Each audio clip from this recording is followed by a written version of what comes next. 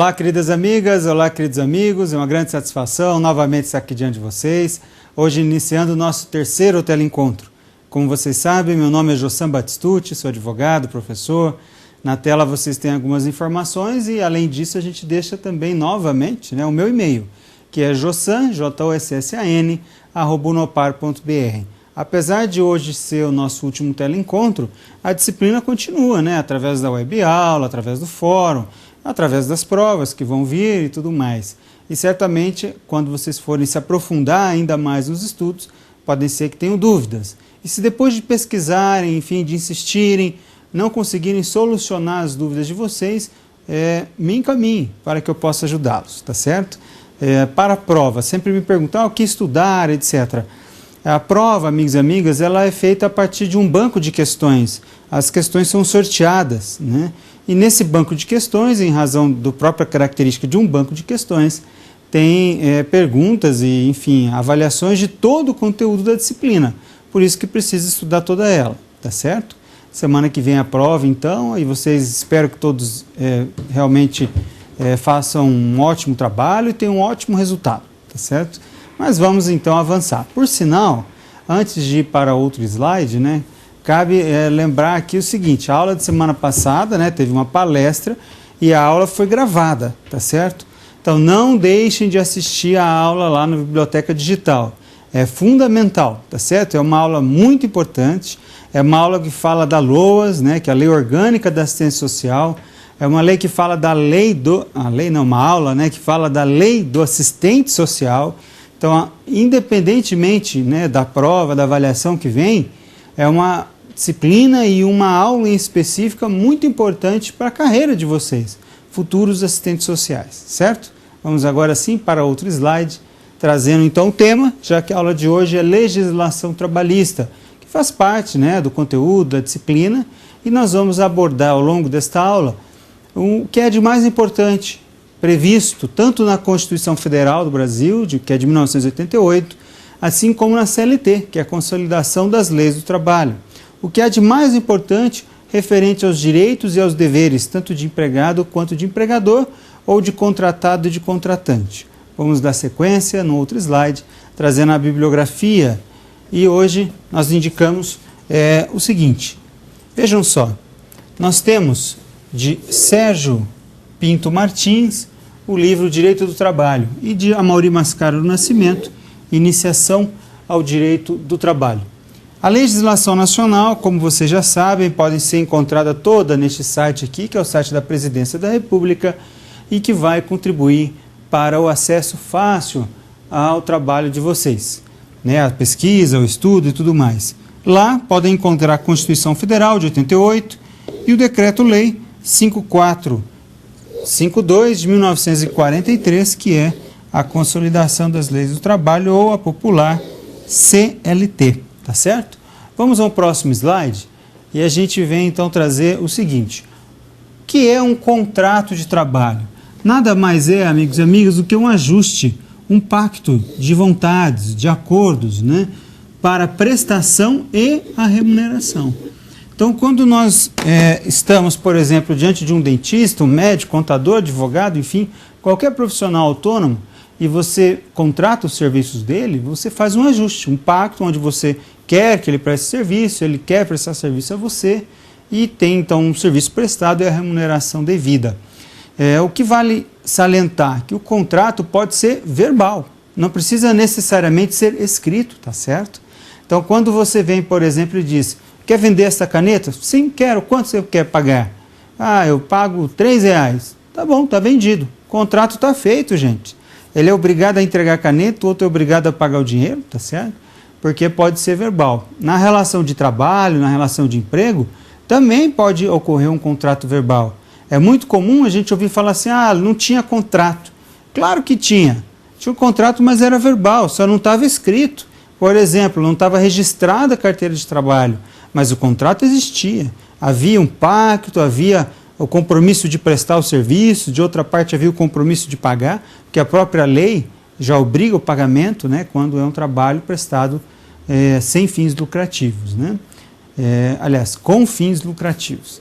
Vamos dar sequência um pouco mais adiante nesse slide.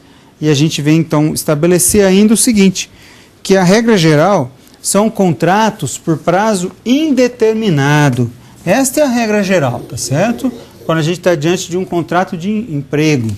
Então é um contrato por prazo indeterminado. Temos algumas exceções. Vamos abrir a primeira? Então vejam, em serviços cuja natureza ou transitoriedade justifiquem a predeterminação. Nestas situações apenas é que nós vamos ter a possibilidade de um contrato de emprego por prazo determinado, ou seja, um prazo mais curto. Uma delas é a atividade empresarial de caráter transitório. E aí nós temos, por exemplo, as atividades de final de ano, né? Ou atividade empreitada para a construção de uma filial, por exemplo, ou aqueles que são contratados apenas períodos de Páscoa, de Natal, onde aumentam a produção, né? Eles podem, por exemplo, ser contratados ali por prazo determinado. Fora disto, fora de uma situação dessa, atividade empresarial de caráter transitório, nós temos o famoso contrato de experiência. Agora, vejam bem, o prazo máximo é de 90 dias, tá certo? Prorrogável por uma única vez. Mas, anotem, muita atenção, é uma única vez dentro deste prazo de 90 dias. Vejam bem o que ali estava escrito. O contrato por prazo de até 90 dias. Você pode fazer um contrato de experiência de um dia, de 30 dias, de 15, de 45, de 90, tá certo? Não há nenhum problema quanto a isso. O que não pode fazer? Contrato de experiência de 91 dias ou mais, porque contrato de experiência será no máximo de 90 dias. Qual a característica importante, né? Dentro destes 90 dias pode ter uma única prorrogação. Então você pode fazer um contrato de 89 e prorrogar por mais um dia, o de 1 prorrogar por 89, 30 mais 30, 30 mais 60, 45 mais 45, enfim, é livre a questão matemática dentro desses 90 dias. A regra é não pode passar de 90 e dentro desse período pode, não que é obrigatório, mas pode prorrogar apenas uma vez, tá certo? E se passar, contrato de experiência passar desses 90 dias, automaticamente teremos então um contrato por prazo indeterminado. E um contrato de emprego, gente, né, o empregador, empregado, um contrato de emprego tem como característica o fato de que, sendo por prazo indeterminado, para que alguma das partes, seja o empregado ou o empregador, queira rescindir esse contrato, ele estará obrigado a fazer o famoso aviso prévio. E isso custa caro, tá certo? Custa um salário desse empregado, pelo menos, né? Então, se ele ganhar R$1.000, por exemplo, e ele for sair do trabalho, né, vai comunicar ao seu empregador, ou ele vai ter que cumprir os 30 dias de trabalho, ou o empregador vai dispensar, ou ele vai ter que pagar esses R$1.000. Custa caro, e para o empregador também, tá certo?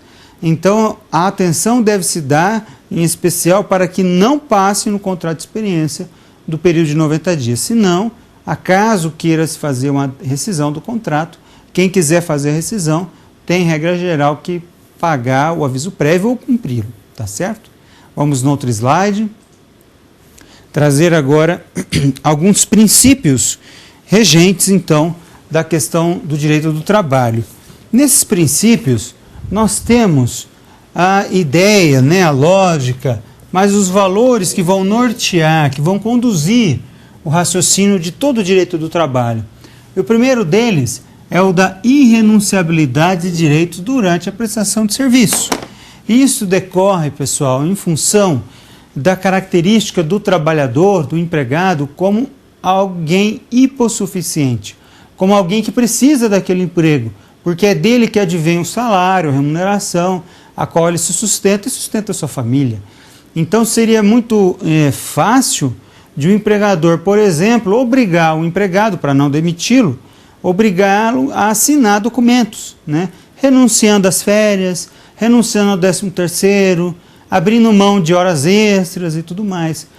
Era algo falso? Sim, porque ele foi obrigado, até coagido de certa forma, né? Sob pena de ser demitido. Agora, até o empregado provar isso, vai ficar muito difícil. Então, vem a lei e pressupõe, né? Trazendo esse valor, esse princípio de que não se pode renunciar a direitos durante a prestação de serviço, né? Então, quer dizer, tentando dar um certo equilíbrio na relação de emprego. Vamos conhecer um outro princípio. O que trazemos agora é o princípio da continuidade da relação de emprego. Então, aqui nós temos a ideia do contrato por prazo indeterminado.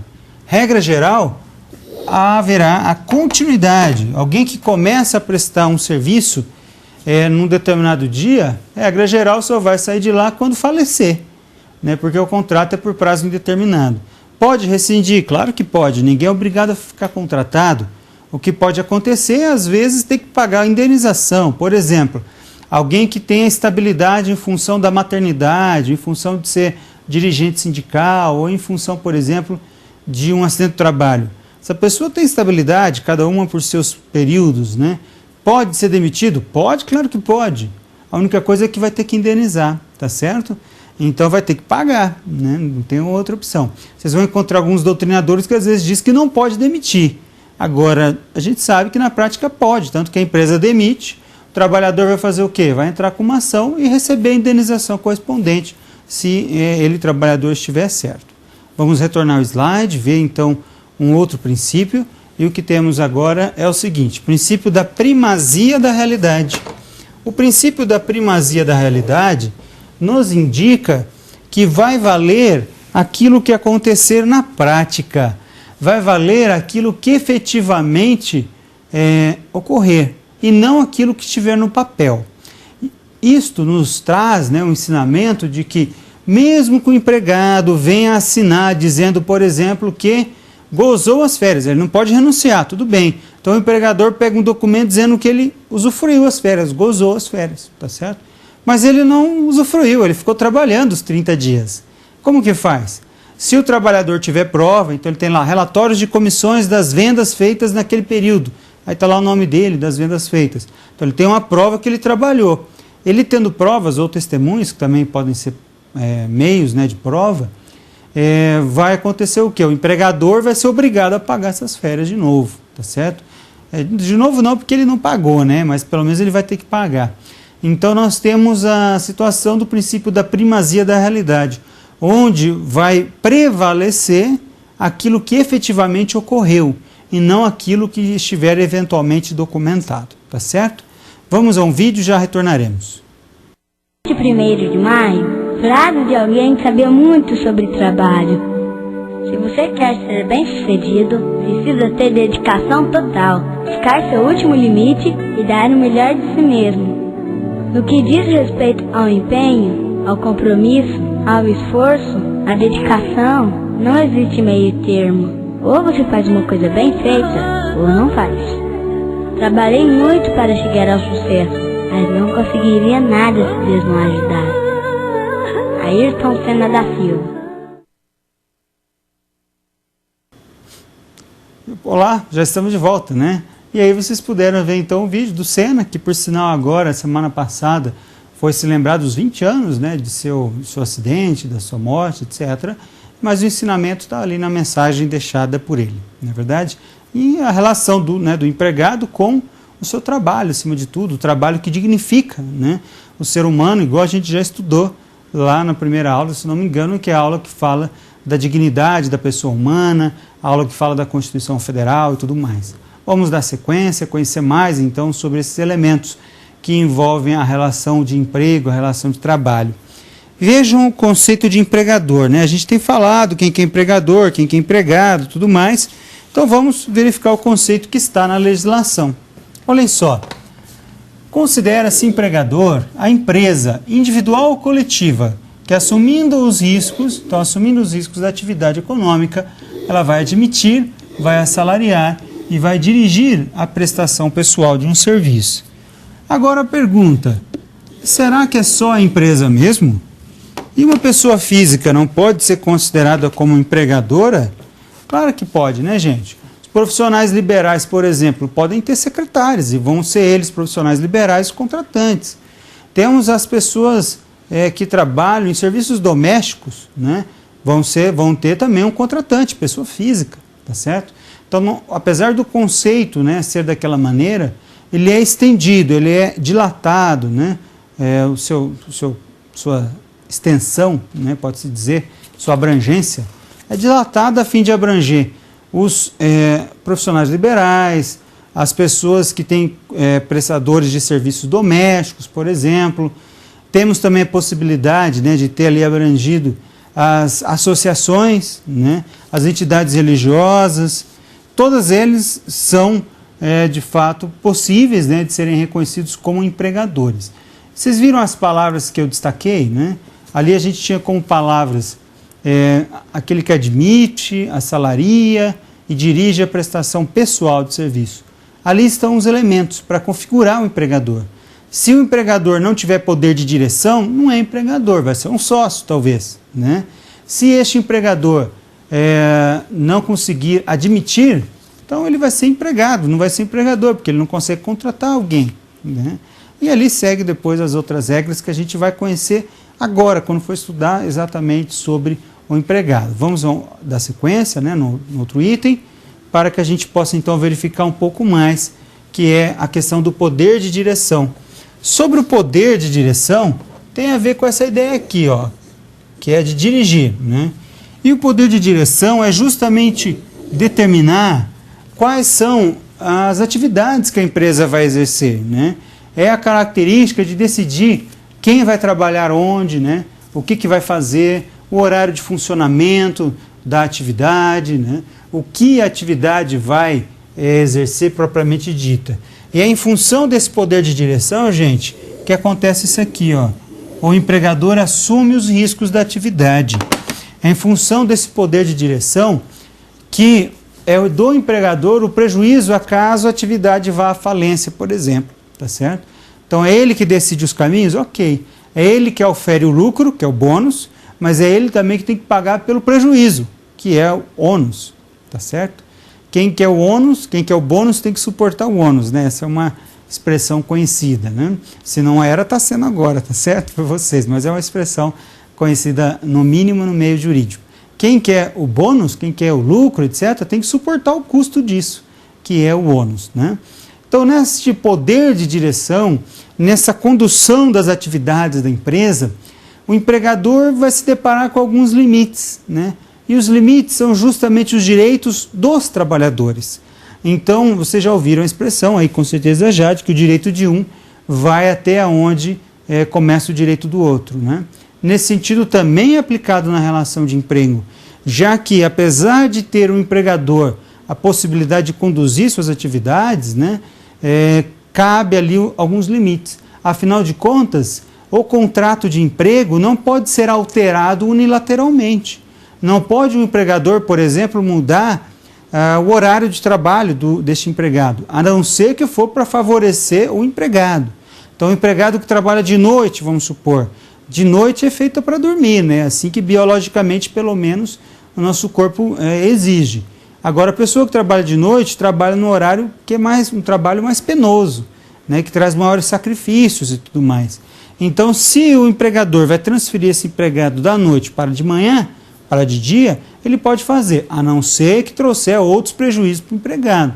O empregado que às vezes também trabalha de dia, certamente não poderá trabalhar em 2 lugares ao mesmo tempo, né? Agora, tudo que for mudanças para favorecer os empregados é possível. Se forem mudanças que não prejudiquem os empregados, também é possível. E mudanças que prejudiquem os empregados, aí não pode, tá certo? Agora, neste poder de direção, cabe ao empregador também escolher algumas formas de poder melhor disciplinar os seus empregados. Vamos retornar àquele slide e a gente vai ver então algumas delas. Vejam só, neste poder de direção, ele pode aplicar algumas penalidades. E dentro dessas penalidades, nós podemos ter a advertência, a suspensão ou a demissão por justa causa, que é a mais grave de todas, né? O que é a advertência? A advertência é a chamada de atenção. É dizer, olha, isso não pode ser feito assim, tem que ser feito assado. E agora, essa advertência pode ser verbal? Pode, gente. Mas é bom ser verbal? Não. Porque o empregador não vai conseguir provar depois. Se o empregado negar e não tiver testemunhas, como que ele vai provar que ele chamou a atenção, que ele advertiu esse empregado? Não dá. Então, o melhor é ser por escrito. Pega a assinatura do empregado, se o empregado se recusar, pega a assinatura de outros 2 empregados atestando que aquela pessoa se recusou a assinar a advertência. Uma outra forma possível, a suspensão. Para atos intermediários, nem tão leves para advertência, nem tão graves para uma demissão por justa causa, você pode aplicar como empregador uma suspensão. E aí vai poder suspender por 1 dia, 2 dias, 3, 4, 5 dias, enfim, aquilo que for razoável, né? Nesse período de suspensão, o empregado recebe remuneração? Não, porque senão é férias. Se ele for suspenso e ele ficar em casa ganhando sem trabalhar, isso não é punição, isso é benefício, né? Então ele vai ficar sem receber, vai ter os descontos depois lá no seu próximo holerite, lá no seu comprovante de pagamento, né? E uma outra forma de demissão é a demissão por de rescisão, aliás, de penalidade, é a demissão por justa causa. Quando o empregado comete uma falta grave, uma falta que não dá para se tolerar, não dá para se permitir, né? Aí, nesses casos, pode o empregador fazer a demissão por justa causa dos empregados e o empregado vai ter um prejuízo muito grande, vai perder muitos direitos. Alguns elementos fundamentais para bem compreender esta questão da penalidade. Primeiro, não precisa ser uma escadinha. Primeiro advertência, depois suspensão, depois demissão por justa causa. Não tem nada que obrigue a fazer isso. Também não tem nada que obrigue a dar primeiro 3 advertências, depois 3 suspensões e depois a demissão por justa causa. Não há nada, nenhuma ordem nisso tudo, tá certo? O que existe? 2 critérios que são os únicos que devem ser respeitados. A proporcionalidade, razoabilidade, né? E a imediatidade. Quer dizer, se você sabe que aquela pessoa está roubando a sua empresa, a partir do momento que você descobriu isso, você deve aplicar a punição o mais rápido possível. A lei não fala se 1 dia, 2 ou 3, mas o mais rápido possível. Se você demorar para aplicar uma punição, pode-se entender que há um perdão tácito. É igual alguém está te beliscando, né? Você não vai falar que tem 3 dias para a pessoa parar de beliscar. Tem que ser um tanto quanto imediato, meio reflexo. Então, a partir do momento que o empregador descobriu quem está praticando o ato ilícito, o ato irregular, né, o ato ilegal, e conheceu qual foi efetivamente o ato, ele tem que dar punição, tá certo? Então, não precisa ter essa regrinha, né, de 3 cada um, ou uma escadinha, mas precisa ser o mais imediato possível. E um outro elemento é que tem que ser razoável, né? Você não pode, por exemplo, alguém que chegou atrasado 3, 4 minutos, 5 minutos ou 10 minutos, uma única vez, você demitir por justa causa. Não faz sentido isso. Então tem que ser proporcional à agressão praticada contra o empregador, né? Agressão física, verbal, ou mesmo uma agressão patrimonial, né? Ou um descumprimento na prestação de serviço. Então vejam, deve ser o mais compatível possível.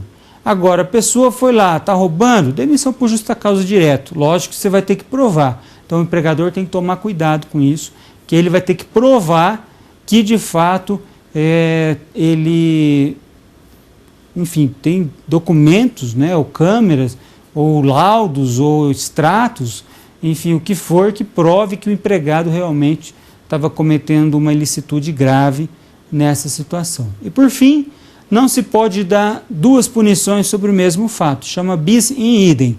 Você não pode dar 2 punições pelo mesmo fato. Se você pegou a pessoa roubando e você fala, isso é grave, eu podia até demitir por justa causa, mas eu vou dar uma advertência. Aí 3, 4 dias depois você se arrepende. Pode dar demissão por justa causa? Não pode, você já aplicou uma pena. Se você aplicou uma pena mais leve, né, é porque você entendeu que não era necessário aquela mais grave, que você perdoou a gravidade que tinha de excesso em relação à pena que você aplicou, tá certo? Vamos dar sequência, conhecendo agora sobre o empregado. Vejam só o conceito de empregado que tem então aí no slide, e já com algumas palavras destacadas, né? Empregado é a pessoa física que presta serviço de natureza não eventual a um empregador, sob sua dependência, mediante o pagamento de salário. Pessoa jurídica é empregada? Não, gente, não é. Apenas pessoa física. Aqui nós temos o critério da pessoalidade.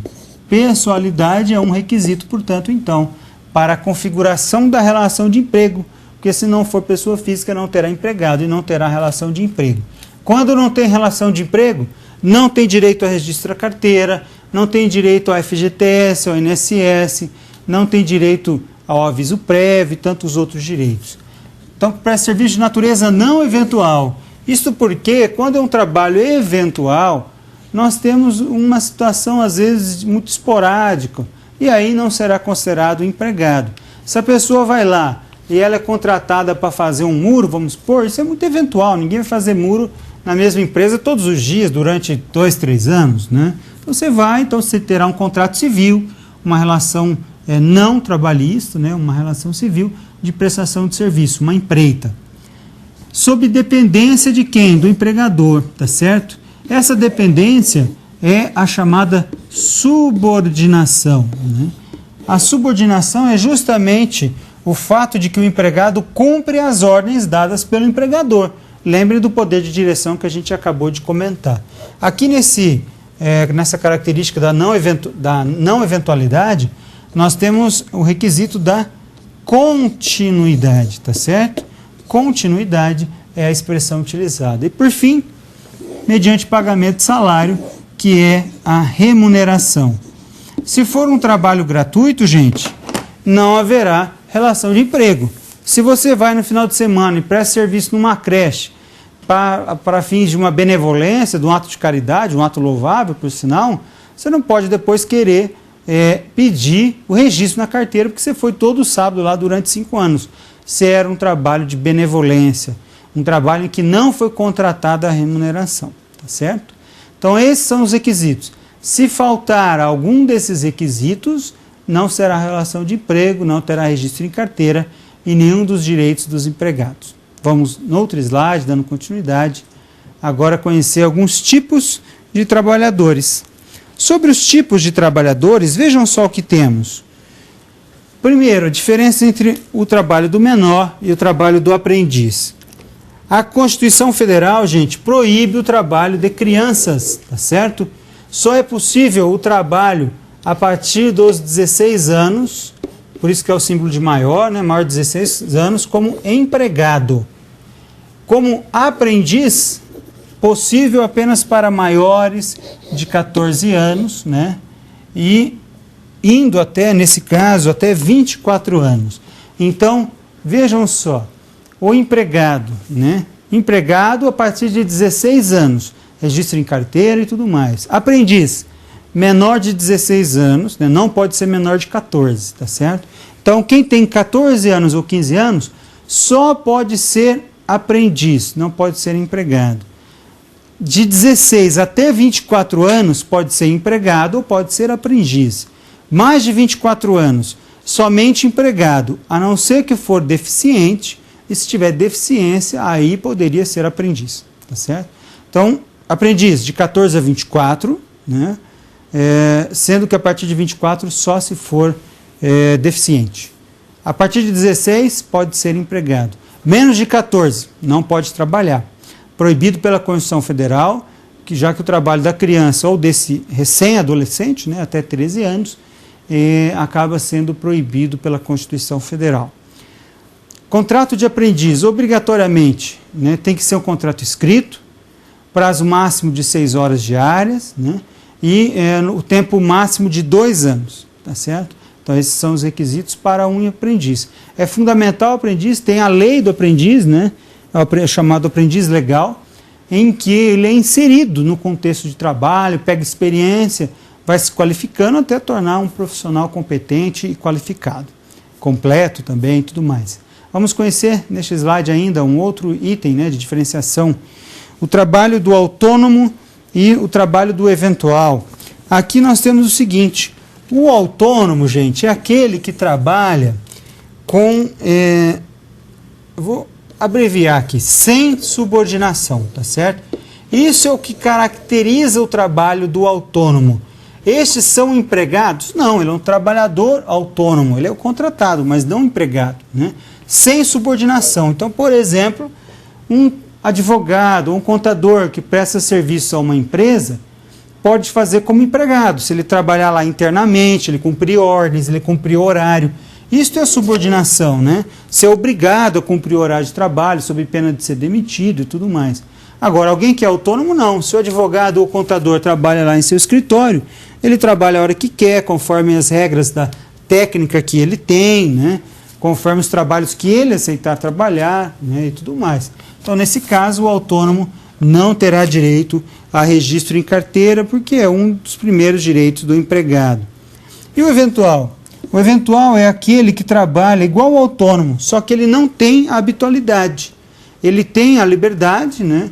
Mas ele trabalha de maneira muito pontual, esporádica, né? Como, por exemplo, para construir lá um muro, né? Que a gente falou, uma empreitada.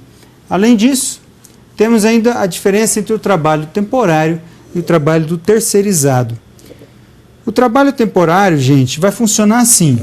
Há empresas de trabalho temporário, então esse aqui é o TAL, né, que é o símbolo do trabalho. Então, empresas de trabalho temporário. Essas empresas têm diversos empregados. Então, eles são contratados pela empresa de trabalho temporário. Porém, eles prestam serviços em outra empresa B, por exemplo. Então, eles são contratados por uma empresa e prestam serviços em outra empresa, né? E isso vem trazer como característica, né, o fato de ter o chamado tomador do serviço. E o tomador do serviço vai ser corresponsável pelas dívidas trabalhistas. Então ele vai ser corresponsável.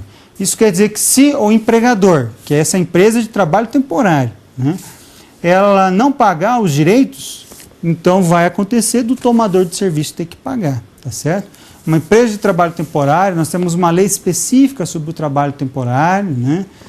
Não se podendo trabalhar aí durante muito tempo para um tomador de serviço só, porque o trabalho é temporário. Você vai, cumpre aquela finalidade que passou a existir ali por alguma situação peculiar da empresa e depois segue para outra empresa e assim vai. Veja, a empresa tomadora, porque ele sempre vai ser contratado por uma só. O terceirizado tem essa mesma característica, mas o terceirizado não tem limitação de tempo. Você pode trabalhar anos como terceirizado em uma empresa. Então, por exemplo, uma empresa de prestação de serviços de limpeza, ela tem diversos empregados que são contratados. Agora, esses empregados vão ficar limpando a própria empresa? Não. Eles vão ser o quê? Realocados em empresas terceirizadas. E essas empresas terceirizadas é que vão, então, fazer o aproveitamento da mão de obra. Isso porque a limpeza não é a finalidade, por exemplo, de uma indústria, né? Não é atividade fim. A atividade fim é produzir o material dela, o equipamento, enfim, o que for, né? Mas não fazer a limpeza. Limpeza é apenas um meio de trabalho, né, para que o trabalho seja desenvolvido. Então, ela contrata uma empresa terceirizada, especializada em limpeza, e ali, a partir dali, essa empresa terceirizada, aliás, a empresa que contrata, né, que vai pagar o salário, a empresa essa que contrata, né, que vai efetivamente dirigir, trocar algum funcionário eventualmente. O tomador de serviço, que é a terceirizada, ele, no caso, não tem influência, né, sobre algumas coisas, mas pode exigir a troca do trabalhador, se não se adaptar, não estiver fazendo bem ali o serviço. Vamos um pouco mais além. Agora, o trabalhador doméstico.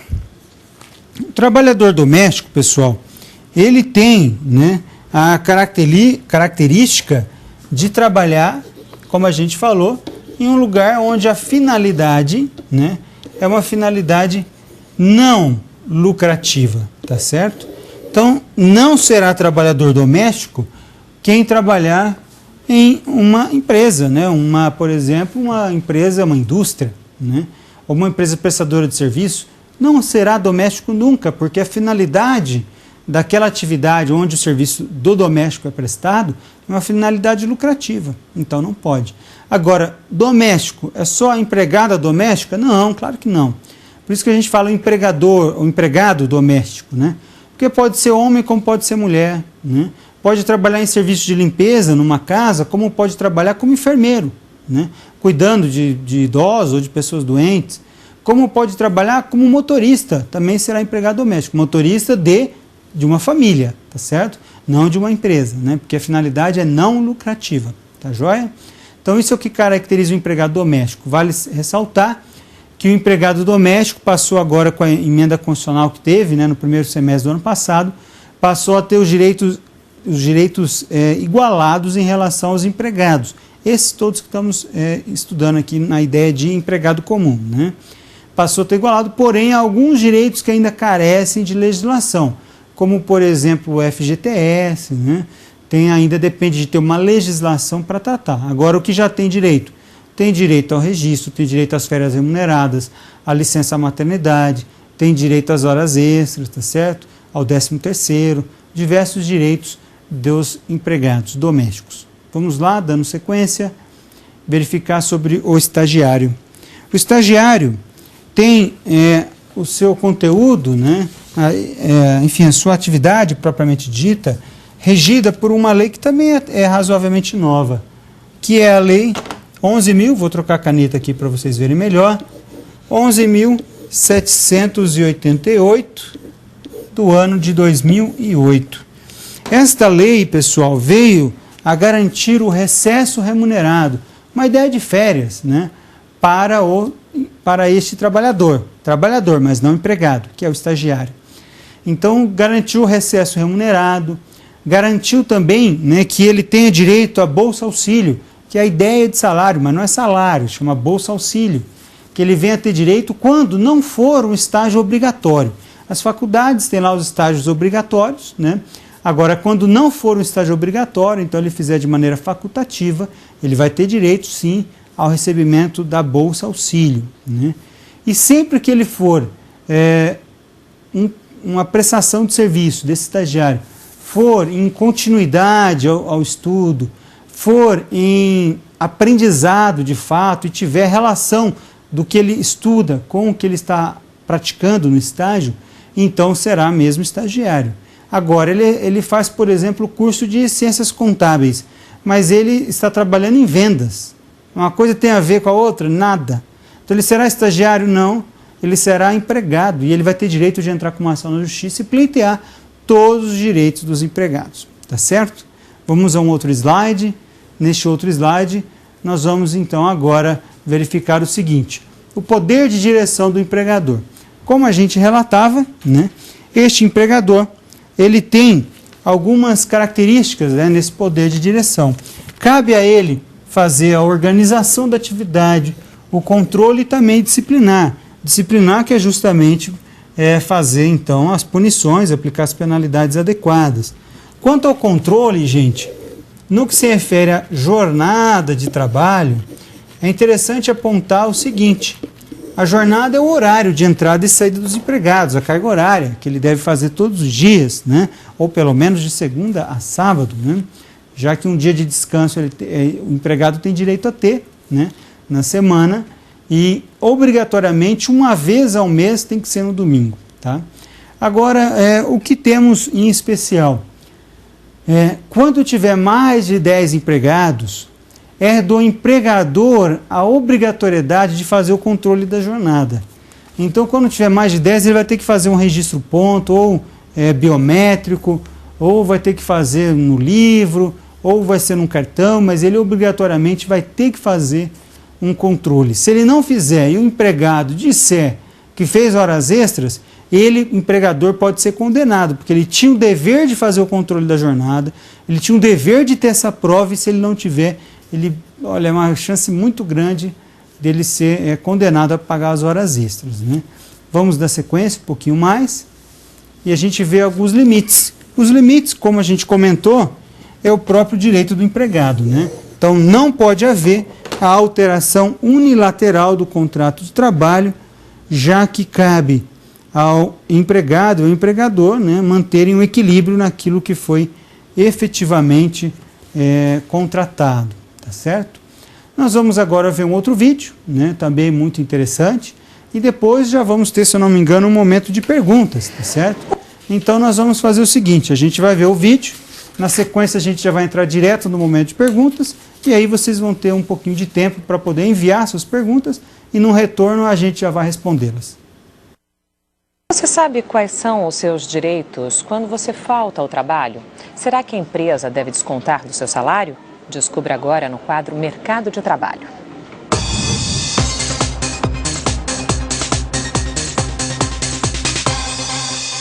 Você alguma vez faltou ao trabalho? Umas 2, 3 vezes só. Você lembra por quê? Problemas pessoais. Só por casos que realmente precisaram. Faltar sem justificativa no trabalho pesa no bolso. Isso porque a empresa tem direito de descontar do trabalhador 2 dias de salário, o dia em que ele não apareceu e a remuneração do repouso semanal. E dependendo da quantidade de faltas, o patrão também pode descontar do 13º salário e ainda reduzir o tempo das férias. Quantos dias um pai pode faltar quando a esposa vai ter um filho? Pela CLT, Caio, são 5 dias de licença. Eu gostaria de saber quantos dias eu tenho de licença quando eu for me casar.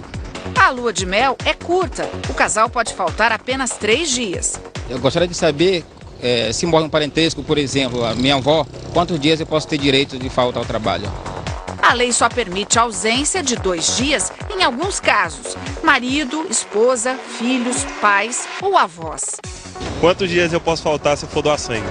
Para doar sangue, você pode faltar até 1 vez por ano, mas terá o tempo que precisar se for convocado pelas Forças Armadas ou pela Justiça.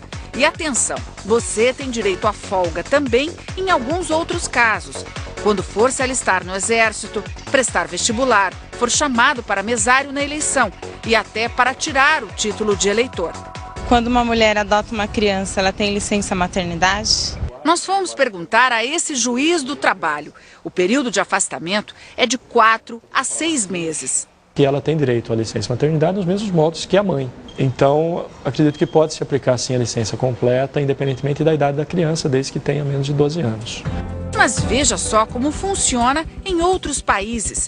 Na Inglaterra, as mães que adotam ou que acabaram de ter bebê podem tirar no mínimo 39 semanas ou quase 10 meses e tudo é pago pela empresa. Nos Estados Unidos, não é bem assim. Aqui as regras são bem diferentes do Brasil. A lei diz apenas que a empresa tem que dar licença de 12 semanas, mas não necessariamente remunerada. Algumas empresas oferecem até 6 meses de licença remunerada. Já outras chegam a suspender o salário durante o pós-parto. Mesmo não sendo obrigadas, a maioria das empresas dá a licença remunerada como forma de estímulo para atrair funcionárias. E um detalhe: quem paga a licença é a seguradora da empresa, pois o pós-parto é visto como uma impossibilidade de trabalho. Na França, o curioso é a licença paternidade. Dura 11 dias, 18 no caso de gêmeos. Mas o pai fica sem salário durante o período. Vamos voltar agora às leis no Brasil. A CLT não prevê o afastamento do trabalho quando filhos adoecem ou pais idosos. Mas juízes trabalhistas entendem que crianças e adolescentes e idosos precisam de responsáveis por perto nesses momentos. E a falta no trabalho é justificada. A empresa deve aceitá-la. Preste atenção a essa dica. É recomendável que o empregado, se ele entregar o atestado original na empresa, ele fique com uma cópia do atestado para ele, ou mesmo pegue um recibo da entrega desse atestado na empresa, para se precaver no caso de extravio do atestado médico ou recusa do empregador em pagar os dias de afastamento. A empregada doméstica ela tem diferença no tratamento no momento na hora de faltar? Tatiane, as domésticas não. E lembre sempre disso, faltar sem justificativa pode dar demissão. Se o empregado falta, o empregador, ainda que seja uma falta, só o empregador pode, por exemplo, adverti-lo. Se ele continuar faltando, pode adverti-lo novamente, ou pode até suspendê-lo por alguns dias do trabalho. E se o comportamento do empregado é reiterado, pode dispensá-lo por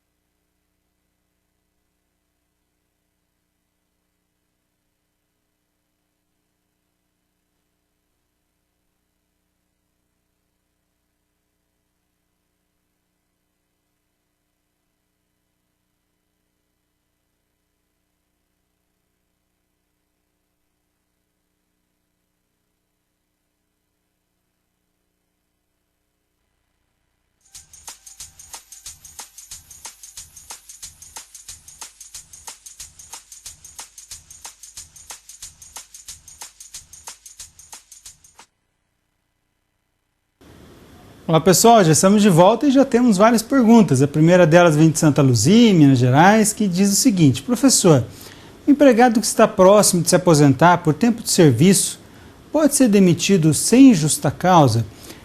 Qual é este período? Demitido sem justa causa pode, né? Agora o que vai acontecer? Se for uma demissão que é uma demissão punitiva, uma demissão assim no sentido arbitrária, abusiva, só para prejudicar o direito do empregado, pode ser que o empregador tenha revertido. Há algumas situações que garantem, né, o direito do empregado de não ser demitido quando está muito próximo. E aí depende de cada convenção coletiva, cada acordo feito entre os sindicatos das categorias. Belo Horizonte, o empregado que está recebendo auxílio-doença e que retorna ao trabalho, ele tem alguma estabilidade que o retorna ao trabalho, ao retorno? Ele só vai ter estabilidade se for um auxílio-doença acidentário, que é o código 91, junto ao INSS, né? Se for um auxílio-doença comum e ele já estiver apto ao trabalho, né, tiver alta do INSS e alta do médico da empresa, um médico particular também, ele não vai ter nenhum impedimento de demissão. Bocaiúva, professor, explica sobre a periculosidade e insalubridade. Já nós vamos chegar a um slide específico disso, tá? Vitória, no Espírito Santo, onde eu passei aí, agora no finalzinho do ano passado. Professor, fale sobre RPA, Recibo de Profissional Autônomo. Ele é aceito por quanto tempo? Imagino que esse RPA seja o Recibo de Profissional Autônomo, né? Porque veio abreviado. Mas, enfim, o RPA, o Recibo de Profissional Autônomo, só é permitido para quem for autônomo, logicamente. Pode ser por quanto tempo perdurar o contrato do trabalhador autônomo, né? Se ele for empregado, não vai poder ser RPA, ele vai ter que ter uma folha de pagamento própria, com os direitos ali discriminados e tudo mais. Rio Branco, no Acre, os alunos estão perguntando se o salário maternidade pode ser menor que um salário mínimo, no caso de trabalhadora horista. A remuneração do trabalhador, né, vai ser decorrente daquilo que ele efetivamente prestar. Então, se você, por exemplo, tiver um trabalho onde você recebe menos do que um salário mínimo, sua contribuição vai ser pequena. Agora, por ser o salário maternidade, tem condições de poder brigar junto ao INSS, junto à Justiça e pedir pelo menos um salário mínimo, que é a remuneração mínima mesmo de fato. Porto Velho, já estive aí algumas vezes, diz o seguinte: professor, o acadêmico Anderson Rafael pergunta: uma empresa pode alterar o período de experiência depois dos primeiros 3 meses, que é o período de lei? Não, máximo da experiência é de 90 dias, né? O contrato de experiência tem que estar registrado lá na carteira de trabalho, a anotação tudo feita. Se já foi cumprido, não pode fazer as alterações, né? E por fim, de Belo Horizonte, lá da Pampulha, também estive aí no finalzinho do ano passado, encaminho o seguinte: o empregado que está recebendo auxílio-doença e que retorna ao trabalho, ele tem alguma estabilidade? Essa já foi, né? Essa já foi respondida. Bom, vamos lá então, dando sequência no outro slide. Já teremos um novo momento de perguntas, né? E agora o que a gente traz é sobre a remuneração. Vejam aí algumas formas de se fazer a remuneração do trabalhador. A primeira delas é o salário por unidade de hora ou de obra, né? Então o professor, por exemplo, recebe por hora. Tem lá o contrato de trabalho, tantos reais por hora de trabalho, né? Que é o comum de se fazer, né? Para os professores, no caso. Agora, o que é pago por obra? Aqui nós temos a ideia de uma empreitada. Você é contratado para prestar um determinado serviço, né? Então, é calculado, né, no caso, a remuneração através da produtividade, do número de unidades que vierem a ser produzidas e tudo mais. Pode também, além da empreitada, que é um contrato civil, pode também ter trabalhadores que são contratados assim por obra. Por exemplo, alguém que é contratado e é empregado e é remunerado pelo número de peças que ele conseguir costurar de uma determinada roupa. Ele costurou lá 100 no dia, ele vai ter a remuneração correspondente. Além disso, temos a remuneração normal, que é a remuneração paga mensalmente, né, pela prestação de serviços em geral, assim como temos também a remuneração por tarefa, onde se tem a ideia de um cálculo, né, que é sobre a economia de tempo, tá certo? Então, você vai ter a economia gerada para o empregador, é que se vai então calcular a remuneração do empregado. E depois a remuneração em dinheiro, que é a regra geral, né? Que é a forma através da qual o empregador pode e deve pagar esses empregados, mas também se tem ainda o chamado salário in natura, que é a remuneração em utilidades. Isto é muito interessante, porque o empregado vai ter direito, né, de receber todos os direitos trabalhistas, então as horas extras, as férias, o 13º, o INSS, o FGTS, o aviso prévio e tantos outros direitos calculados sobre todas as verbas de natureza salarial. As verbas de natureza indenizatória não são pagas tais direitos, apenas as verbas de natureza salarial. Ocorre que o salário, né, que é esse que é pago em dinheiro, calculado sobre hora, ou sobre a obra, ou sobre tarefa, ou então calculado mensalmente, que é o mais comum, ele tem a natureza salarial, mas não é só ele. O salário in natura, ou esse salário utilidade, também tem a natureza salarial. E pode acontecer, às vezes, do empregador querendo economizar nos encargos, nos reflexos trabalhistas, né, e previdenciários, ele querer economizar e tentar dar um jeitinho para desvirtuar a legislação. Um jeitinho ilegal, né?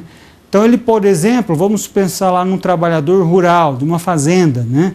Ele ganha, vamos supor, R$1.000 por mês, mas o empregador autoriza ele a vender a sobra do leite. Aí ele faz a ordenha do leite todo dia de manhã e sobrou lá, vamos supor, 30 litros de leite todos os dias. E ele vende isso. E vendendo ele consegue um faturamento de mais 1.500, né? Esse faturamento é o salário in natura. Salário in natura é tudo aquilo que é dado ao empregado em função pelo trabalho desenvolvido e não aquilo que é para o trabalho, tá certo? Então, se ele vem um empregador e dá um uniforme para o empregado, isto é para o trabalho. Então, o uniforme não é salário in natura. Agora, ele não deu só o uniforme, ele ainda tem uma loja de confecção e ele dá peças de roupa todos os meses, várias peças de roupa. Ele sabe que o empregado vende essas peças e transforma em dinheiro. Isto é salário in natura, é salário utilidade. Tá joia? Vamos dando sequência, conhecer ainda sobre alguns tipos de remuneração, né? Ou tipos de salário. Uma delas é a diária. No que se refere à diária, gente, estabelece o artigo 457, né, parágrafo 2º da CLT, que se o valor da diária for maior do que 50% da remuneração desse empregado, que é o salário dele, então nós teremos considerado como salário, tá certo? E salário é base de cálculo, né, base de cálculo para os direitos trabalhistas, né, todos aí decorrentes aqueles que a gente já mencionou, por exemplo. Então, o que é diária? É aquilo que se combina, vamos supor, o empregado tem um salário lá de R$2.000, mas ele trabalha com vendas externas, inclusive. E aí ele combina com o empregador dizendo o seguinte, olha, eu até trabalho com vendas externas, mas eu preciso ter uma diária para custear o hotel, a comida, a alimentação, né? Comida e alimentação também é a mesma coisa, mas então assim, a comida é sobremesa, né? Que também não chega a diferenciar tanto, mas, por exemplo, a combustível, né? O próprio pouso, deslocamento e tudo mais. Isso tudo, né, efetivamente, se ultrapassar os 50% daquilo que é pago no mês, será considerado como salário. Então, um salário de R$2.000, ele pode ter diárias de no máximo R$1.000 por mês. Passou disso, será considerado salário e base de cálculo. Vamos agora conhecer um outro tipo de salário, de remuneração, e a gente vai ver a gorjeta. A gorjeta é uma contraprestação que é dada por terceiros, né? Então, imagine lá que você vai estacionar o seu veículo num determinado shopping, num cinema, em algum lugar, e tem um manobrista. E aí você resolve dar uma graninha lá, uma gorjeta para o manobrista. Então, isto é um pagamento, uma contraprestação, mas que é dado por terceiros e não pelo empregador. Temos também a gratificação.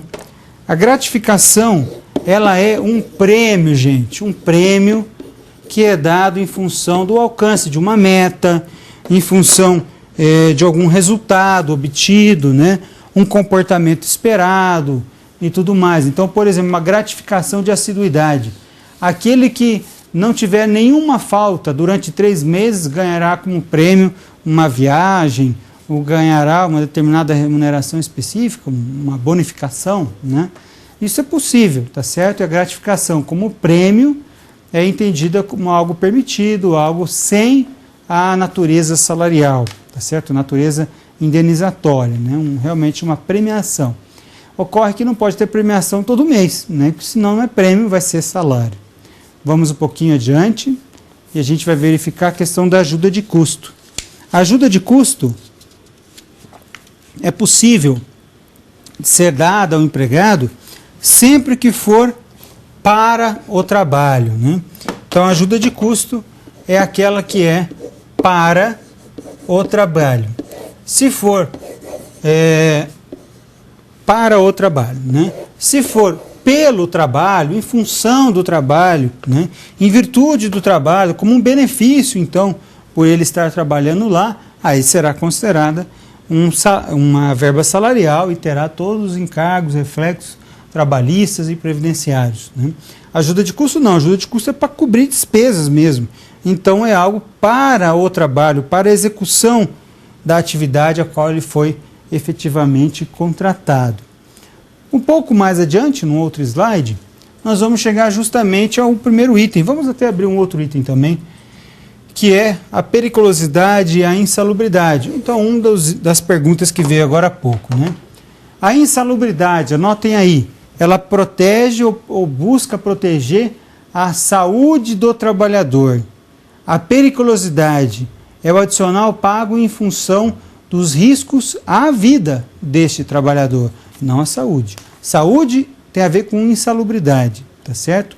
Ou melhor, a ausência de saúde tem a ver com a insalubridade. E a questão do risco à vida, ou conhecido como risco de morte, é a questão da periculosidade. Como funciona? O adicional de insalubridade ele vai ser pago a todo o empregado que trabalhar em condições insalubres ou condições não salubres, tá certo? O que é uma condição insalubre? Um ambiente muito úmido, um ambiente muito quente, um ambiente onde mexe com produtos, né? Por exemplo, químicos, produtos que venham a causar risco à saúde propriamente dita do trabalhador. Então, risco de contágio, quem trabalha em hospitais, por exemplo, ou aqueles que trabalham em câmaras frias, né, frigoríficos, açougues, todos eles têm direito à insalubridade, ao adicional da insalubridade. E o adicional da insalubridade, ele é pago, calculado da seguinte maneira: 10, 20 ou 40%, são os adicionais. Mínimo, médio ou máximo. 10, 20 ou 40%. Calculado sobre o salário mínimo, tá certo? Pelo menos por enquanto. O STF decidiu há alguns anos que não poderia ser calculado sobre o salário mínimo, mas porém não teve lei posterior ainda e se entende que na dúvida sobre o salário mínimo é o que se vai calcular o adicional de insalubridade. Por que 10, 20 ou 40%? Essa variação decorre da quantidade de agentes insalubres. A gente pode ter um ambiente amplamente insalubre. E num ambiente amplamente insalubre, mesmo utilizando equipamentos de proteção individual, que são os EPIs, ainda assim não protege a saúde do trabalhador. Em situações dessa maneira, vai receber o percentual máximo. Quem define se o percentual é mínimo, médio ou máximo? Vai ser um perito que vai lá, né, fazer o chamado PPP, que é o Perfil Profissiográfico Previdenciário, e vai estabelecer quais são as condições de trabalho, a presença ou não dos agentes insalubres, vai se averiguar então os seus a fornecimento de EPI e tudo mais, e eventualmente estabelecer qual a obrigação do trabalhador e do empregador também. A periculosidade. A periculosidade vai ser paga para todos aqueles que trabalharem em ambientes explosivos, tá certo? Inflamáveis, eletricitários e também agora mais recentemente os vigilantes. Todos eles têm direito a receber 30%, não é único esse percentual, tá certo? 30% dos seus rendimentos salariais. Então, se ele tiver salário de R$2.000, ele vai ter um adicional de R$600. Esses percentuais todos são mínimos, tá certo? Não são máximos. Isso quer dizer que nós podemos ter um contrato individual entre empregado e empregador, dizendo, por exemplo, que o adicional vai ser de 100%. Não há proibição quanto a isso, né? Ou podemos ter acordos coletivos de trabalho ou convenções coletivas de trabalho, dizendo que vai ser um percentual maior. Não há nenhuma proibição, mas todos são adicionais mínimos, tá certo? O que acontece? Nós temos o adicional, então, de periculosidade como sendo um risco, né, à vida. Veja que não é risco de vida. O risco é de morte. Então, é um risco à vida desse trabalhador. Vamos dar sequência no outro item e vamos verificar o adicional noturno. O adicional noturno, cabe destacar, né, que ele vai ser pago na seguinte situação. Nós temos um adicional noturno, né, onde para o trabalhador urbano vai ser das 22 horas de um dia até as 5 horas da manhã do dia seguinte. E aquilo que ele continuar trabalhando. Olha só as reticências aqui, né? Então, se ele continuar trabalhando, ele vai continuar recebendo o adicional noturno. Se for isso, um trabalhador urbano. Se for um trabalhador rural, aí nós vamos ter diferença, porque ele pode trabalhar na pecuária ou na agricultura. O trabalhador rural que trabalha na pecuária, ele vai ter direito de receber o adicional noturno a partir das 20 horas da noite até as 4 da manhã, ou aquilo que ele continuar trabalhando propriamente dito, tá certo? Então ele começou a trabalhar lá às 6 da tarde, trabalhou até às 6 da manhã do outro dia. Ele vai ter o direito de receber o adicional noturno a partir das 8 da noite e vai até às 6 horas da manhã do dia seguinte. Já o trabalhador rural da agricultura, ele já vai ter direito de receber a partir das 21 horas da noite, né? Portanto, óbvio, né? Até às 5 da manhã, tá certo? Nem é tão óbvio, né, professor? Tem alguns locais que 21 horas ainda está claro, né? Se eu não me engano, é na Finlândia ou na Noruega que tem o sol da meia-noite, né? Então fica um pouco estranho, mas a partir das 21 horas ele vai ter direito de receber. E aquilo tudo que continuar. Quais são os percentuais? Trabalhador urbano, no mínimo 20%. Trabalhador rural, no mínimo 25%. Este é o adicional noturno. Ainda sobre o adicional noturno, cabe destacar algo bastante relevante. A hora noturna, gente, é reduzida, tá certo? Enquanto uma hora convencional tem o quê? 60 minutos, né? Nós temos na hora noturna a redução para 52 minutos e 30 segundos, para efeitos jurídicos, para efeitos trabalhistas. Então, um trabalhador urbano que começa a trabalhar às 22 horas da noite e vai até às 5 da manhã, ele vai trabalhar no relógio 7 horas, né? 23, 24 e mais 5, 7 horas. Mas ele vai receber por 8 trabalhadas. Então, ele trabalha por 7 e vai receber por 8 horas trabalhadas. Porque se você multiplicar 52 minutos e 30 segundos vezes 8, vai dar exatamente as 7 horas, tá certo? Então ele vai receber, vejam como o trabalho noturno de fato é prejudicial à saúde, então fica muito mais caro para o trabalhador, para o empregador.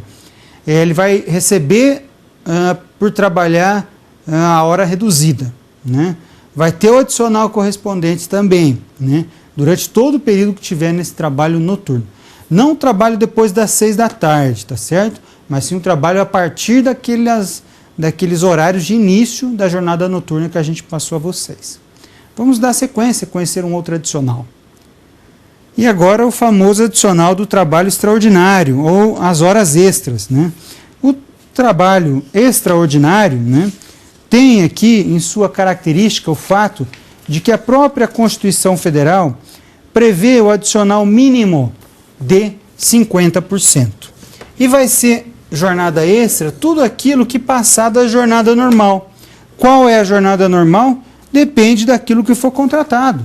Tem gente que é contratado para trabalhar 4 horas, tem gente que é contratado para trabalhar 6, outros 8, né? Então, outros 12 até. Então, se for aquilo que for contratado, o que passar será considerado como horas extras. Terá direito o empregado de receber a hora extra trabalhada e mais o adicional mínimo de 50%. Se for em domingos ou feriados, a hora extra vai ser remunerada com adicional de 100%.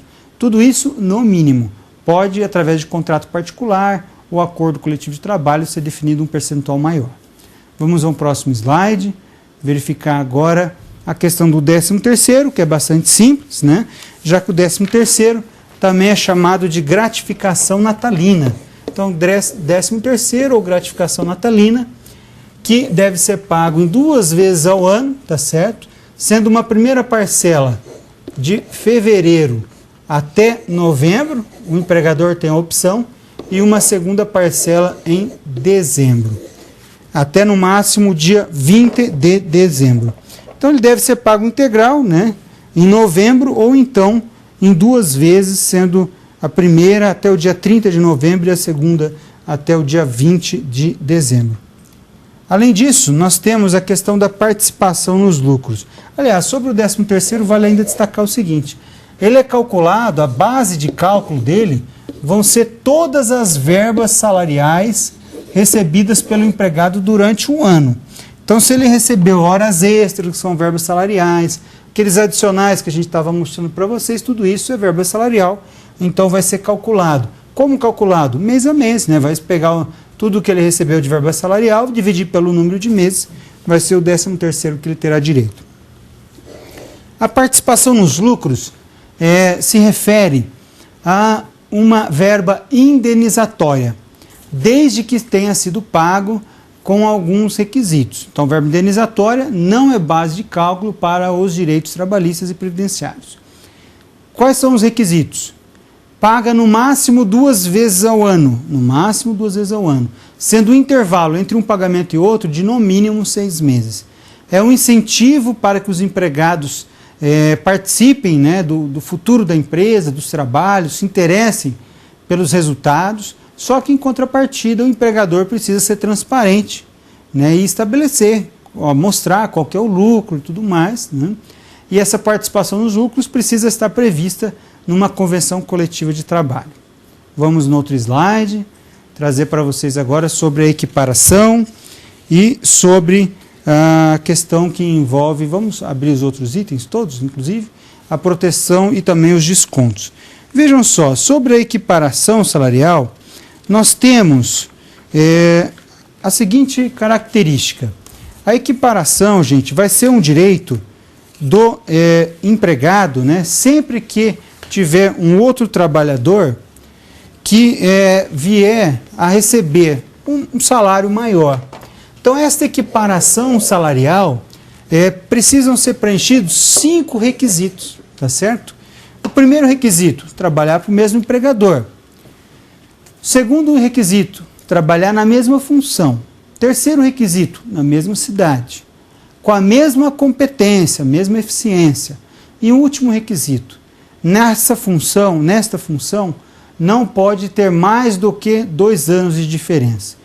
Então, se você foi contratado hoje e um colega seu foi contratado em 2012, ok, para a mesma função, vendedor, então não tem diferença. Mas ele ganha uma comissão de 5% e você 3%. Mas vocês dois são vendedores com a mesma qualidade, com a mesma eficiência, trabalham para o mesmo empregador na mesma cidade, tá certo? Enfim, preencheu todos os requisitos, você vai ter direito à equiparação salarial, que vai ser o direito de receber também o mesmo salário dele e também o mesmo percentual de comissões. Lógico, se ele até vender um pouco mais, ele vai ter uma remuneração maior no final, né? Mas isso em função da comissão incidente sobre as vendas. Agora, a comissão teria que ser a mesma para ambos, a comissão percentual, tá certo? Esta é a equiparação salarial. Vamos retornando ali no slide, verificar a questão da proteção. O salário, gente, é protegido, né, é protegido em razão de situações, né, de penhora, a não ser a questão da pensão alimentícia, que é permitido. Então, o salário, né, tem a sua proteção justamente em função de ter a natureza alimentar, né, serve para o próprio sustento e da família.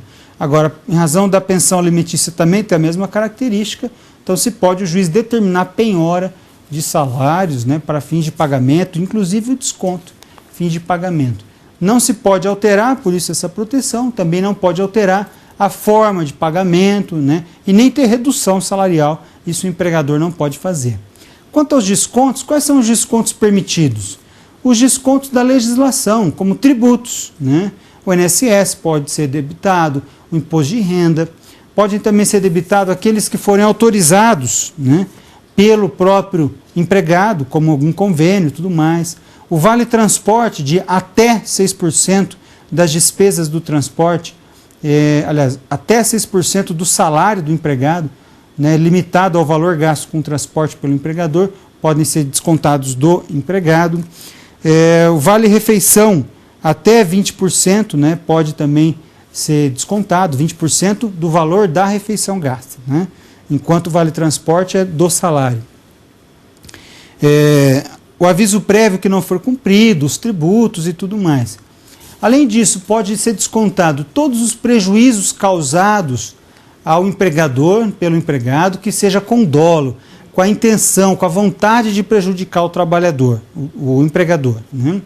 Isso pode ser descontado. Ou aqueles em que, mesmo que for um acidente ocasional, algo que ocorre por mera culpa, né? Esse, se o empregado autorizar, pode também ser descontado, tá certo? Vejam, pode ser descontado, isso não quer dizer que, se não puder ser descontado, que o empregado está perdoado de indenizar o empregador. Com certeza ele tem que indenizar o prejuízo que ele causou. O que se está discutindo é se pode haver o desconto ou não. Toda vez que for com dolo, com a intenção de causar o prejuízo, pode descontar, mesmo que o empregado não concorde. Ou se o empregado concordar com o desconto, né, que isso pode ser feito previamente, na hora da assinatura do contrato de trabalho, também poderá então ter o desconto nesses casos. Vamos avançar? Vamos agora trazer a questão da rescisão do contrato de trabalho. Sobre a rescisão do contrato de trabalho, nós temos o seguinte: pode haver, por parte do empregado, o pedido de demissão, a aposentadoria ou então a culpa recíproca. A culpa recíproca, gente, ela vai ocorrer sempre que tanto o empregado quanto o empregador vierem a dar causa. Então vamos supor que ambos descumpram o contrato de trabalho. Um não paga o salário e o outro não vai mais trabalhar. Ambos estão dando causa, né? Não vai trabalhar e não entra com ação, né? Não pede a rescisão indireta, tá certo? Então aqui nós temos o direito de receber apenas 50% das verbas rescisórias, né? Mas verbas rescisórias é que, logicamente, que o salário ele vai ter que receber integral, né? E tudo mais, apenas as verbas como 13º proporcional, férias proporcionais. No pedido de demissão, o empregado vai perder o direito de receber, no pedido de demissão, a multa de 40% do FGTS e as guias do seguro-desemprego e as guias do levantamento do FGTS. Os demais direitos ele vai ter. Lógico que o aviso prévio, como ele pediu demissão, ele vai ter que cumprir ou vai ter que indenizar, né? E na aposentadoria acaba também se fazendo a rescisão como um pedido do empregado. Vamos retornar aquele slide, então, verificar agora as situações por parte do empregador. O empregador pode fazer a demissão sem justa causa ou a demissão por justa causa. Por justa causa está prevista no artigo 482 da CLT. Na demissão sem justa causa, o empregado vai ter direito de receber tudo aquilo que é o máximo que ele tem, que é o salário, o saldo de salário daqueles dias trabalhados, o salário família, o 13º proporcional, férias proporcional e mais o terço constitucional. Vai ter direito de receber as guias do seguro-desemprego, as guias para levantamento do FGTS, a multa de 40% sobre o FGTS que vai para o empregado, tá certo? Então é uma gama completa de direitos desse trabalhador. Já na demissão por justa causa, ele vai perder muita coisa, tá certo? Na demissão por justa causa, ele vai ter direito de receber apenas as férias vencidas e o terço constitucional sobre as férias vencidas, vai ter direito de receber o salário família, né, e o saldo de salário. Tudo o resto ele perde, tá certo? Em relação ao demitido sem justa causa. Quais são as situações que induzem a justa causa? A desídia, por exemplo, que é o desleixo reiterado, né, já advertido, já foi suspenso e tal, pode conduzir a uma justa causa. O abandono de emprego, quando fica mais de 30 dias sem ir trabalhar, né, e é convocado e não volta. a indisciplina, a insubordinação. Também temos as situações o ato de improbidade, né, que é o furto, né? Então são várias as situações que conduzem à demissão por justa causa, que estão lá no artigo 482 da CLT. Vamos dar sequência agora, e nós temos uma atividade em sala. Porém, em função do horário, eu vou ler e vou responder para você essa atividade em sala. Vejam só, caso o empregador não esteja respeitando os direitos do empregado, o que o empregado pode fazer? Eu já vou responder para vocês. E o que o empregado pode fazer? Ele pode fazer denúncia no Ministério do Trabalho ou numa delegacia regional do trabalho. Ele pode fazer denúncia na Procuradoria Regional do Trabalho. Então, os procuradores do trabalho, equivalente a promotor de justiça, mais ligado ao direito do trabalho, vão poder mover ações contra o empregador. Ele pode fazer denúncia ao sindicato da categoria, né? E ele pode pedir na justiça a rescisão indireta do contrato de trabalho. Então, ele, empregado, comunica ao empregador por escrito, né, ele tem que provar isso, pode até ser verbal, mas ele tem que provar, que ele não vai mais trabalhar, em razão de que o empregador está descumprindo o contrato de trabalho. Não deposita FGTS, não paga salário, não registrou, etc, etc. Aí o empregado entra com uma ação na Justiça do Trabalho, pedindo para o juiz reconhecer que foi o empregador que descumpriu o contrato, então a rescisão foi por culpa do empregador. Nesses casos, o empregado que pedir a rescisão indireta do contrato de trabalho e conseguir ganhar na justiça isso, vai ter direito de receber os mesmos direitos de quem for demitido sem justa causa, que é o máximo de direitos aí previstos. Tá certo? Vamos então dando sequência no outro slide, trazendo sobre alguns direitos dos trabalhadores. Vejam só, agora temos o aviso prévio. Como vocês devem ter ouvido falar, a regra geral é o aviso prévio de 30 dias, né? Que é dado pelo empregado ou pelo empregador, enfim, por quem der causa à demissão, né, à rescisão. Então, se o empregado vier a pedir a demissão, ele tem que conceder os 30 dias. Se o empregador vier a demitir o empregado, ele tem que conceder os 30 dias, vírgula, no mínimo. Isto porque a legislação, né, que alterou a questão do aviso prévio, disse que o empregado vai ter direito a, no máximo, 90 dias de aviso prévio. Então, quem está há 20 anos trabalhando para um determinado empregador, vai ter direito de receber 90 dias de aviso prévio. E se ele não receber, o empregador vai ter que indenizar esses 90 dias, vai ter que pagar, tá certo? E este também é um dever do empregado, isso ainda não está solucionado. Esta lei diz que é o empregador que tem esse dever. Como funciona? A cada ano, 3 dias, tá certo? Até 12 meses, ele vai ter direito de 30 dias de aviso prévio, o empregado. A partir de 12 meses, até completar 2 anos, antes de completar, 33 dias. A partir do momento que ele completou 2 anos, 36 dias. E aí, a cada ano, 3 dias. A fim de que, com 20 anos de trabalho completos, ele passa a ter, então, o direito a 90 dias de aviso prévio. O aviso prévio é uma remuneração, né, das verbas salariais desse determinado empregado. Vamos dar sequência e a gente vai ver o FGTS. O FGTS, pessoal, é o dever que o empregador tem de pagar 8%, sendo que a base de cálculo são todas as verbas salariais. Então, o FGTS é o Fundo de Garantia por Tempo de Serviço. Ele vai ser depositado numa conta vinculada lá na Caixa Econômica Federal. Cada contrato de trabalho tem uma conta específica do FGTS, tá certo? E o trabalhador vai ter direito de resgatar esse FGTS em algumas situações, como quando tiver uma doença grave, né, em si ou em algum dependente, em caso de demissão sem justa causa, tá certo? Por isso que ele recebe as guias para o seguro-desemprego e também para o levantamento do FGTS e algumas outras situações que estão na Lei 8.036 de 1990. Então, 8% sobre todas as verbas salariais. Isso não é descontado do empregado. Isso é um encargo que tem o empregador. Então, ele tem o custo do empregado e mais esses 8%. Tá certo? Vamos lá, dando sequência. a gente vai ver agora sobre férias e o terço constitucional, que é o terço de férias. As férias são calculadas também com base, base de cálculo para saber o valor das férias, todas as verbas salariais, tá certo? As férias, regra geral, 30 dias. Pode ser menos? Pode, em duas situações. Quando o empregado tiver muitas faltas injustificadas, então muitas faltas injustificadas, ele vai ter direito de receber menos. Então, por exemplo, o máximo, se ele faltar 33 dias no ano, e não foi demitido, 33 dias injustificadamente, ele vai ter direito a 0 de férias. Pô, já curtiu 33 dias, vai querer mais 30 dias de férias ainda? Não dá, Então ele perde o direito às férias. O que é o terço constitucional? É um terço mesmo, tá certo? 33,33% a mais sobre a remuneração das férias.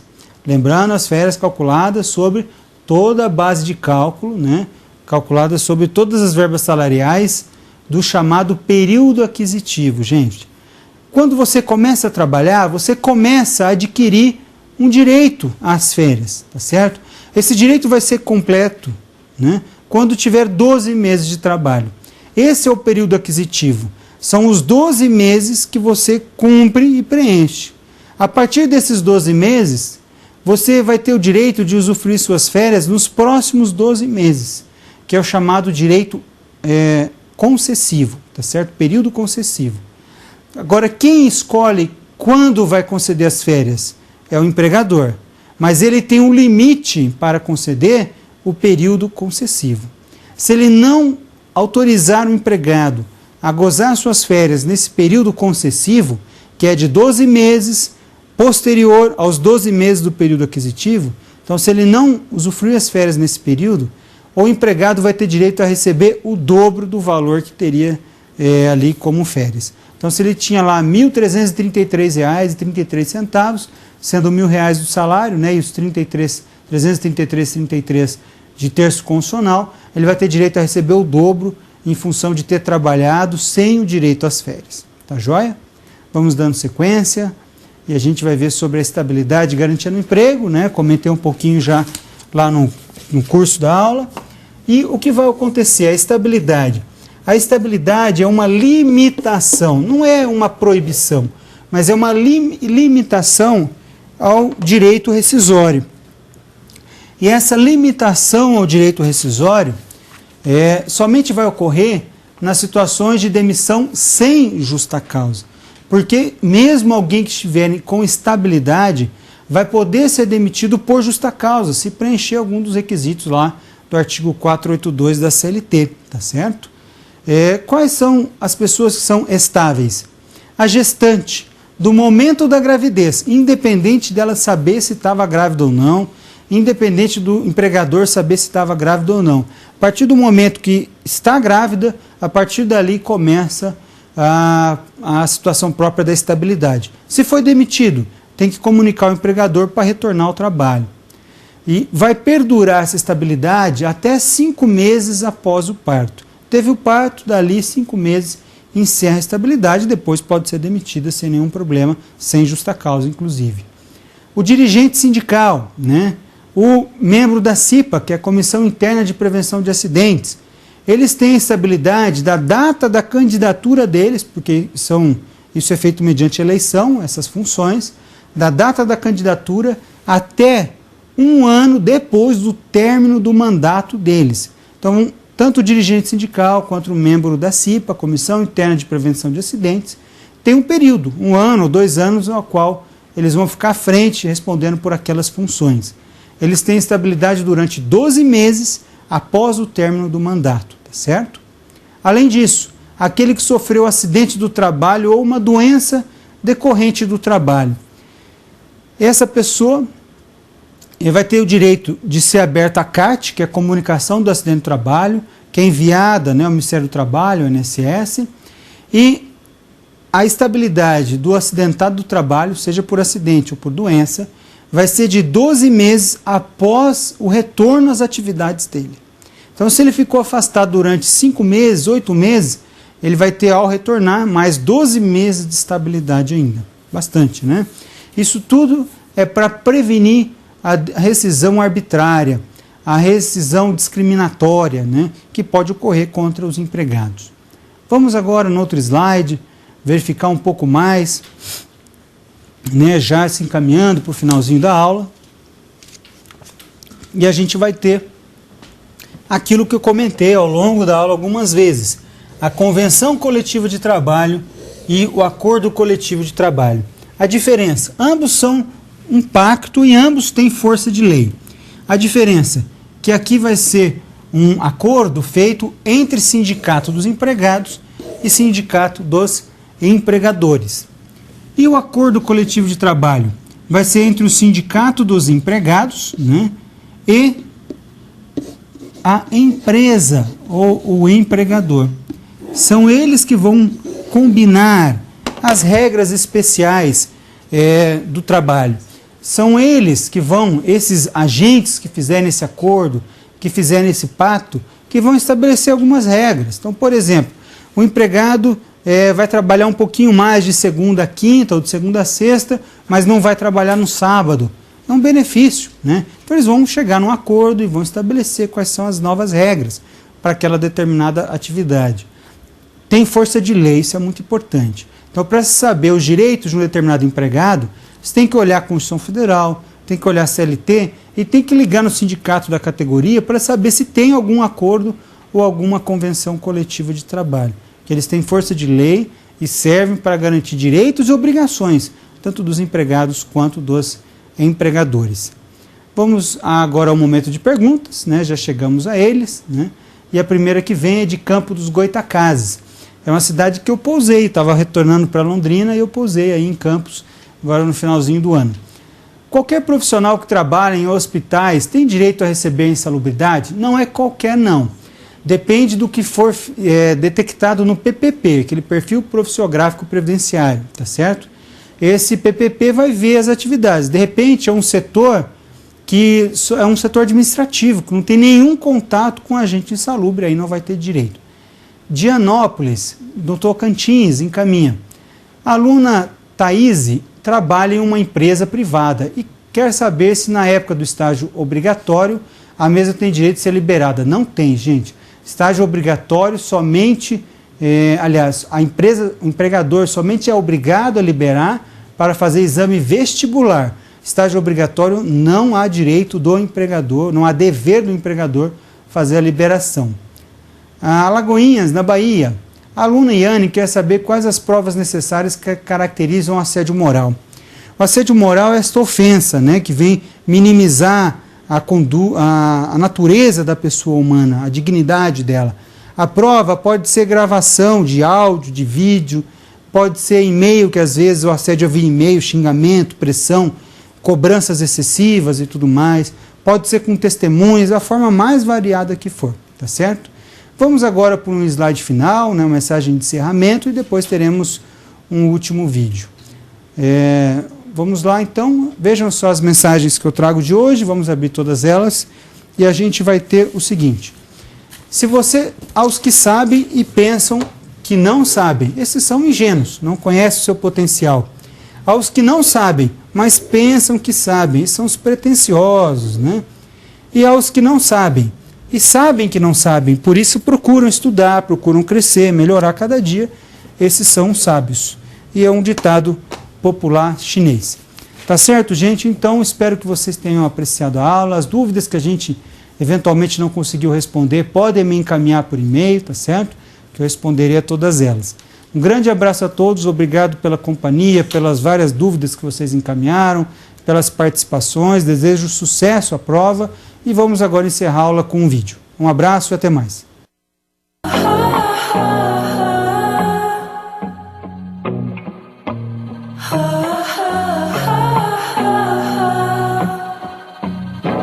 I seek you out, flay you alive. One more word and you won't survive. And I'm not scared of your stolen power. See right through you any hour. I won't soothe your pain,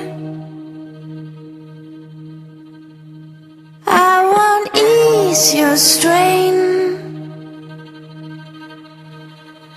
You'll be waiting in vain. I got nothing for you to gain. I'm taking it slow, feeding my flame, shoveling the cards of your game, and just in time, in the right place, suddenly I will play my ace.